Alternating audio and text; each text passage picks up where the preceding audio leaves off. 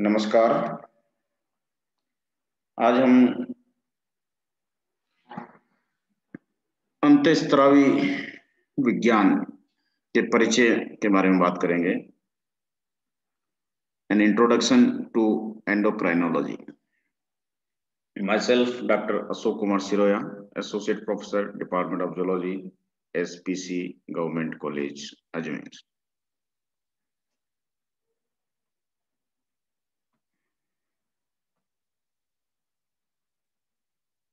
सबसे पहले हम एंडोक्राइनोलॉजी क्या है या अंतःस्रावी विज्ञान क्या है उसके बारे में जानकारी प्राप्त करेंगे। Endocrinology is an inter cellular chemical communication, यानी कि शरीर के अंदर जो कोशिकाएं हैं उनके बीच में रासायनिक संचार व्यवस्था किस प्रकार से होती है वो हम एंडोक्राइनोलॉजी में अध्ययन करते हैं। Endocrinology is about communication systems and information transfer. तो एंडोक्राइनोलॉजी में जो कम्युनिकेशन सिस्टम है या जो संचार का जो व्यवस्था है, सिस्टम है, और इंफॉर्मेशन यानी कि जो सूचनाएं हैं वो किस तरह से ट्रांसफर होती है रासायनिक रूप से, उनको अध्ययन किया जाता है। What are endocrine system for, यानी कि जो एंडोक्राइन सिस्टम है उनके क्या फंक्शंस है, उनके कार्य क्या है, वो क्या क्या काम करते हैं शरीर में, जिससे कि सबसे पहले जो इम्पोर्टेंट काम है वो है मेंटेन इंटरनल होम्योस्टेसिस। तो शरीर के अंदर जो इंटरनल होम्योस्टेसिस है, जो आंतरिक साम्य अवस्था बनी हुई है, जिसमें कि रासायनिक जो पदार्थ है या जो भी फैक्टर्स हैं, रासायनिक केमिकल फैक्टर्स हैं, उनका बैलेंस शरीर में किस तरह से बनाए रखना है वो मेंटेन करने का काम एंडोक्राइन सिस्टम करता है।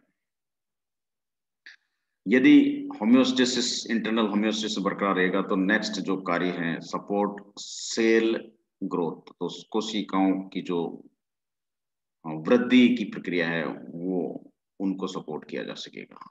और इंटरनल होम्योस्टेसिस के साथ ही जो डेवलपमेंट है उसको भी कोऑर्डिनेट किया जाएगा, और डेवलपमेंट के साथ साथ रिप्रोडक्शन है उसको भी कोऑर्डिनेट किया जाएगा।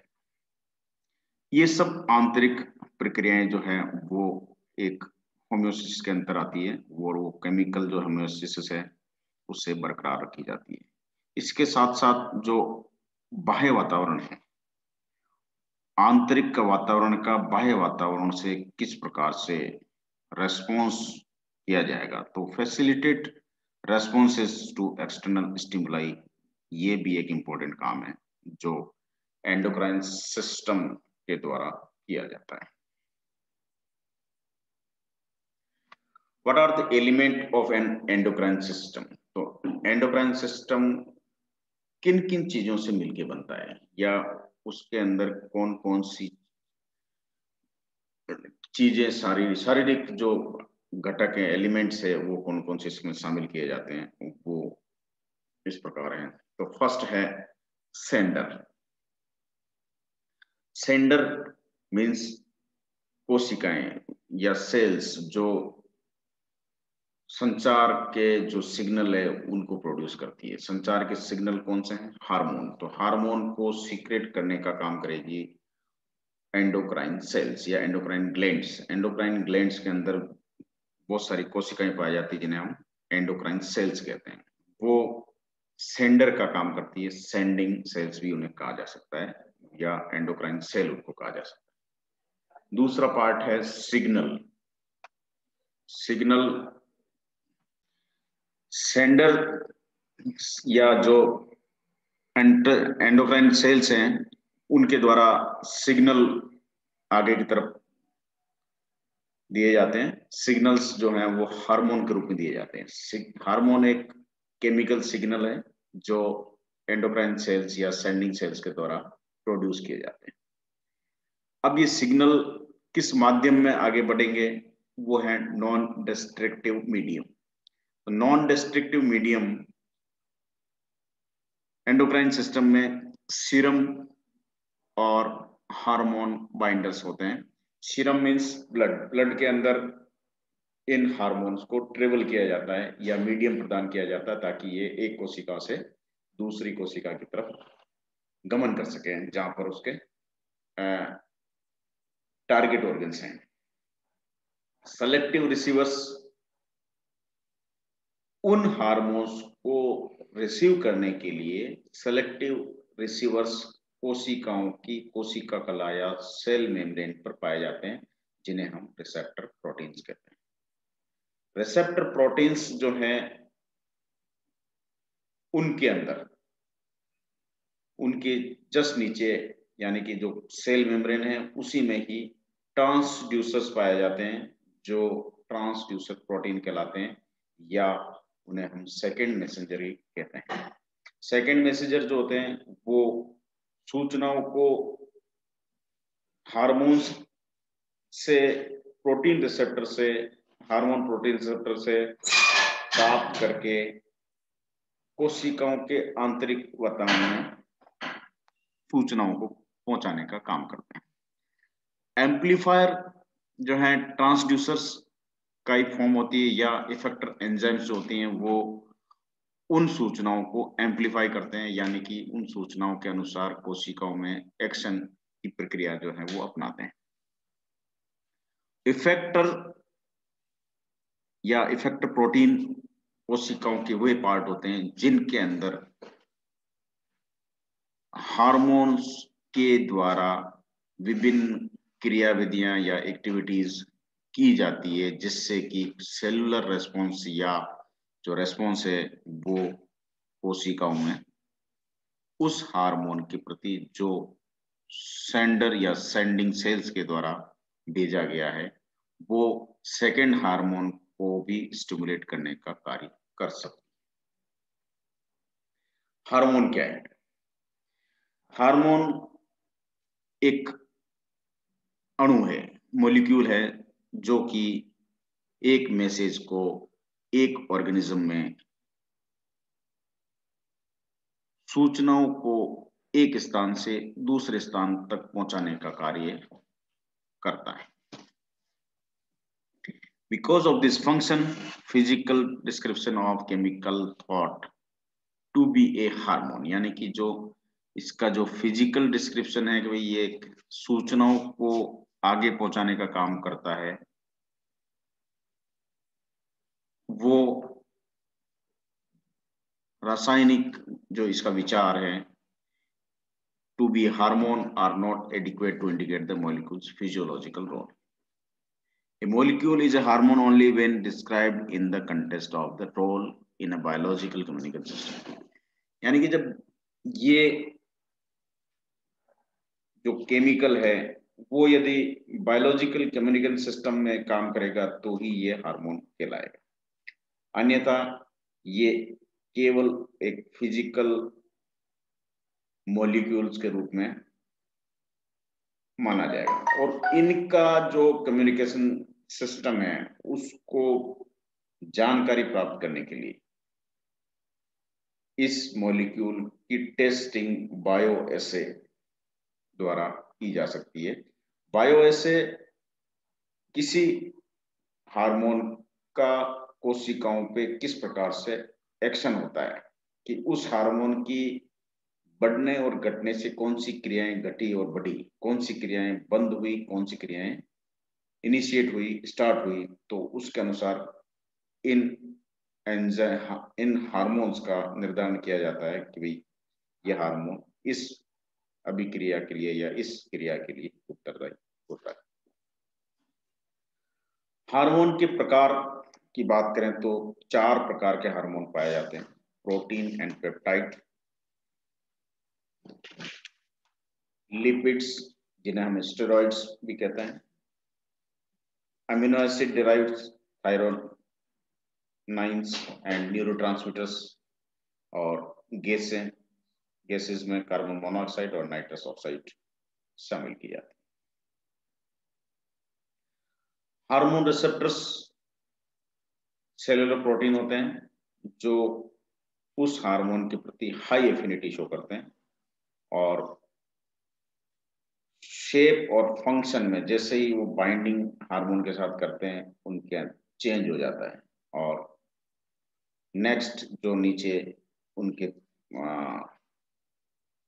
रिसेप्टर के बाद ट्रांसड्यूसर होते हैं, उनको प्रभावित करने का काम करते हैं। Binding to hormone is non covalent and reversible, यानी कि परमानेंट बाइंडिंग नहीं होती है, नॉन कोवेलेंट होती है और रिवर्सिबल होती है। जैसे हार्मोन हट जाता है बाइंडिंग अपने आप खत्म हो जाती है। Hormone binding will alter binding to other cellular proteins, may activate any receptor protein enzyme action। Cellular proteins या जिसे हम ट्रांसड्यूसर भी कहते हैं, वो उनके अंदर उनको एक्टिवेट करने का काम रिसेप्टर प्रोटीन्स के द्वारा किया जाता है, और एंजाइम एक्शंस जो होते हैं वो उससे स्टार्ट हो जाते हैं। मेम्ब्रेन रिसेप्टर्स दो प्रकार के होते हैं, न्यूक्लियर मेम्ब्रेन रिसेप्टर्स और सेल मेम्ब्रेन रिसेप्टर्स। जो सेल मेम्ब्रेन रिसेप्टर्स हैं वो प्रोटीन और चार्ज हार्मोन जैसे पेप्टाइड्स और न्यूरोट्रांसमीटर्स आदि को रिसेप्ट करने के लिए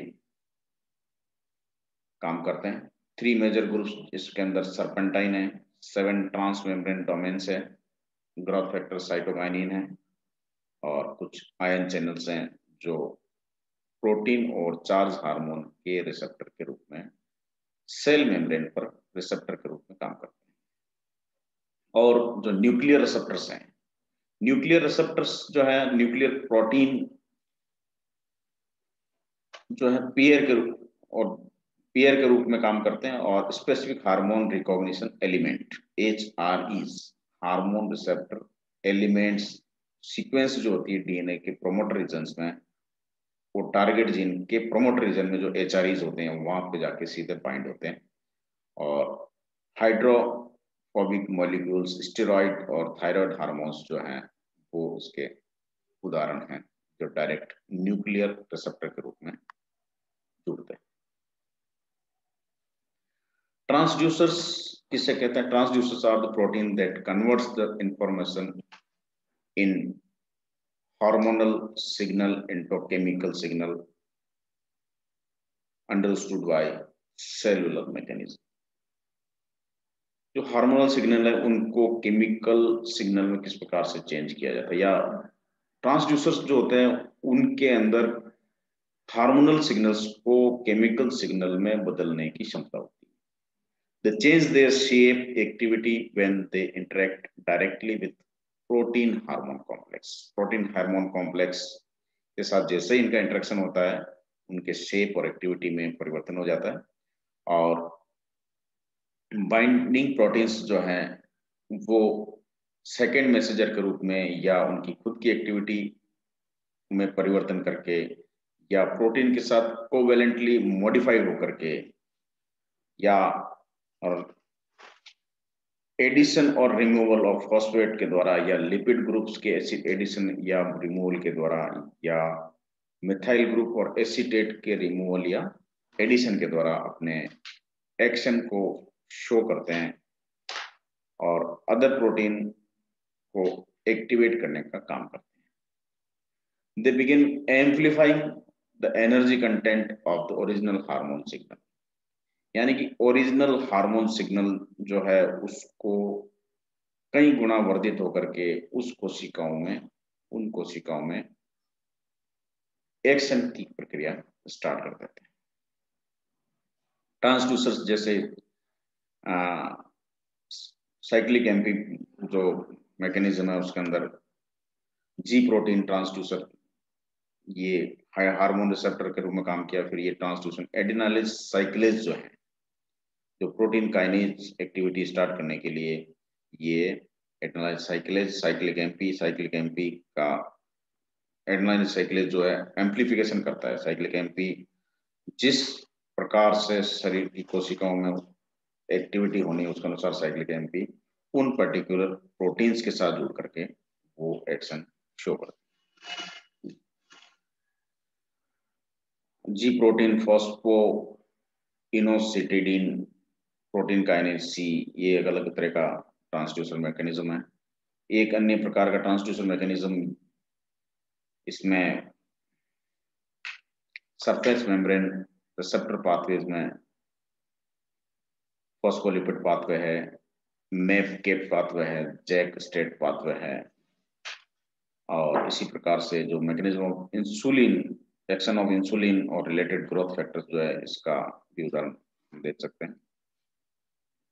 ट्रांसड्यूसर नेटवर्क जो है वो